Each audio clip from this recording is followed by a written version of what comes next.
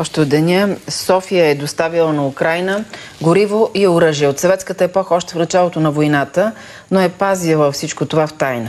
Това пишат в голяма статия авторитетните издания Die Welt и Politico, като твърдят още, че бившият премиер Кирил Петков е в основата на наложените на Русия икономически санкции.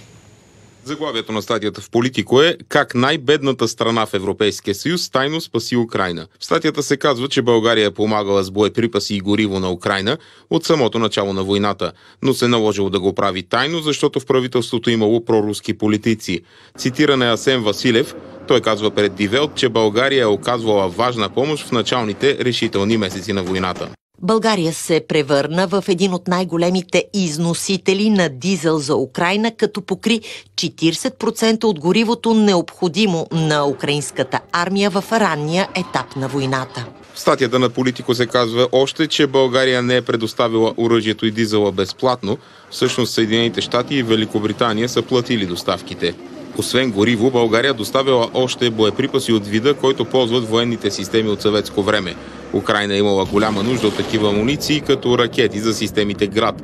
В разговора си с украинския министър Дмитро Колеба, Die Welt получава потвърждение, че в момент на голяма нужда България е помогнала с такива боеприпаси. Политико припомня как през лятото директора на Кинтекс е напуснал поста си, след като е говорил за износ на стойност 2 милиарда евро. Статията определя настояванията на България, че не изнася оръжие за Украйна, като, цитирам, "димна завеса". Според Политико, бившият премиер Кирил Петков се ангажирал да убеждава останалите лидери от Европейския съюз да действат бързо с санкциите срещу Русия. Това станало на извънредната им среща веднага след началото на войната. На 25 февруари, само ден след руската инвазия в Украйна, Кирил Петков съобщава на своите колеги, че Зеленски може би има по-малко от 48 часа живот, че е в черния списък на Москва и Европейския съвет трябва да вземе решение за налагане на санкции веднага.